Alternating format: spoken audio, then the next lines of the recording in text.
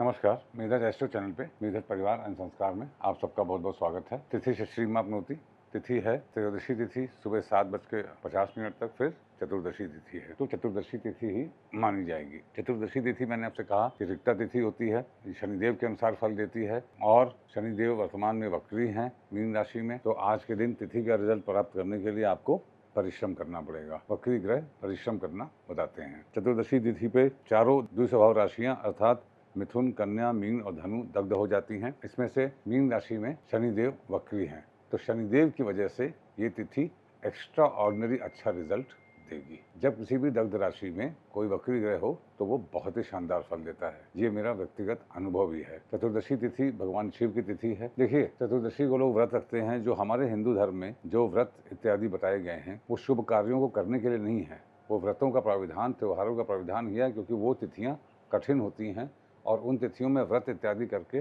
पुण्य संचय करना चाहिए। चतुर्दशी तिथि के दिन विष्णु सहस्त्रनाम, शिव सहस्त्रनाम इनका पाठ करना अत्यधिक पुण्य फलदायी होता है। वाराताईश्वर्धनम वार है बुधवार। बुधवार होता है तो रोहिणी, अनुराधा, हस्त, कृतिका, मृगशिरा सर्वार सिद्धि योग देता है। अब देखिए ये कितनी अच्छी बात है। शुक्र कन्या में नीचस्थ है, मगर आज के दिन वो हस्त में चले गए हैं। तो हस्त में जाने की वजह से आज शुक्र सर्वार सिद्धि का फल दे रहे हैं। फाइनेंस के लिए, अच्छे बुरे का ज्ञान होने करने के लिए और संबंधों के लिए आज का दिन बहुत ही एक्स्ट्राऑर्डिनरी दिन है। वाराताईश्वर्धनम हो गया और बुधवार है तो रेवती में उत्पात योग, शनिदेव से उत्पात योग बन रहा है, मगर चूंकि वक्री है चतुर्दशी तिथि की वजह से ये अच्छा योग बनाएंगे, उसका फल बुरा नहीं मिलेगा। अश्विनी में मृत्यु योग और भरणी में काण योग। तो 2 घटी मुहूर्त में भी नक्षत्रों के आप जो सर्वार सिद्धि के नक्षत्र हैं उनको देखिए, वो कालखंड अच्छा फल देता है। नक्षत्रात् हरते पापम नक्षत्र है श्रवण नक्षत्र। श्रवण नक्षत्र साक्षात विष्णु जी हैं। बहुत ही अच्छा नक्षत्र है। इस नक्षत्र की जितनी भी तारीफ की जाए वो कम है। विष्णु सहस्त्र नाम का पाठ अत्यधिक शुभ होगा। वैसे भी चतुर्दशी के बाद पूर्णिमा आएगी। ये पूर्णिमा जो है इस पे चंद्र ग्रहण होगा। चूँकि चंद्र ग्रहण इंडिया में विजिबल नहीं है इसलिए मैं उसके बारे में ज़्यादा बात नहीं करता।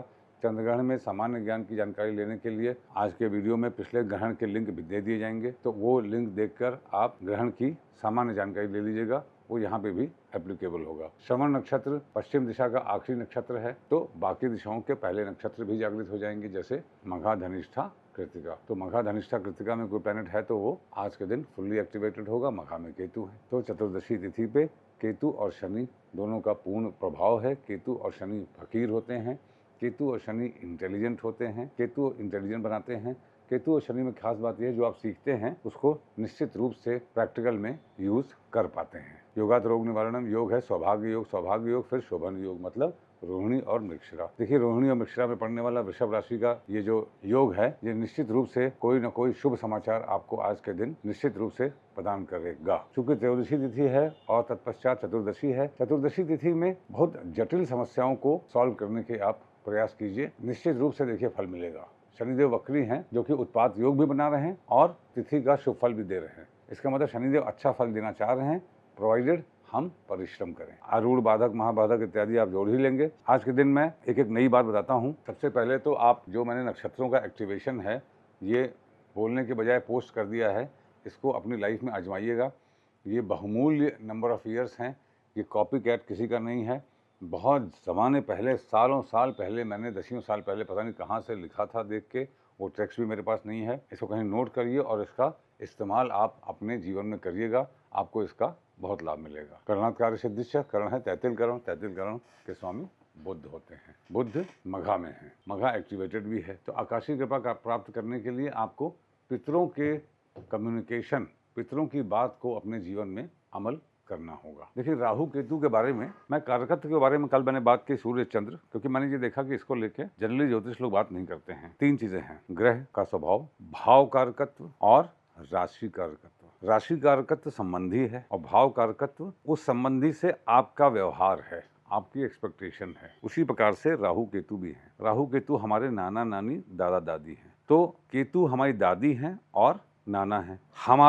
हमारे ऊपर इनके जीवन में का क्या प्रभाव पड़ा, ध्यान से सुनिएगा। हमारी दादी का और हमारे नाना का हमारे जीवन पे क्या प्रभाव पड़ा है वो आपको केतु बताएंगे। दादा और नानी का हमारे जीवन पे क्या प्रभाव पड़ा ये आपको राहु बताएंगे। दादा के बारे में जानना हो दादी के बारे में जानना हो तो राहु से 9वां भाव दादा है, राहु से 4था भाव दादी है, उनके बारे में जानना हो। उनका हमसे मतलब नहीं है। अपनी हमारी कुंडली में से अगर आपको उनके बारे में जानना हो तो राहु से 4थे में आप दादी के बारे में देखिए, जो राशि है, जो राशि का स्वामी है, इत्यादि इत्यादि। और राहु से 9वें भाव में दादा के बारे में देखिए। उसी प्रकार से केतु से 4थे भाव में नानी के बारे में देखिए और केतु से 9वें भाव में नाना के बारे में देखिए। जो भाव काउंट करेंगे नॉर्मल एंटी क्लॉकवाइज ही काउंट करेंगे। राहु केतु चूंकि उल्टा चलते हैं तो उल्टा काउंट नहीं करेंगे। बहुत ध्यान से ये सारे पॉइंट्स नोट करिएगा, आपको जीवन में काफ़ी लाभ देंगे ज्योतिष में पढ़ने में। अब केतु जैसे मघा में है, आज त्रयोदशी तिथि और फिर चतुर्दशी तिथि है ना, मघा एक्टिवेट हो रहा है। तो आपके केतु क्या है, दादी है और नाना है। दादी और नाना का आपको पुण्य मिल रहा है आज, और उनके बारे में जानना हो तो केतु से 9वें में आप जाइएगा तो कुंडली में नाना दिखेंगे, और केतु से 4थे में जाएंगे तो नानी दिखेंगी। घर से बाहर निकलने से पहले धनिया खा के निकलिए, वार दोष के लिए अत्यधिक आवश्यक है। आपका दिन शुभ हो। Thank you very much.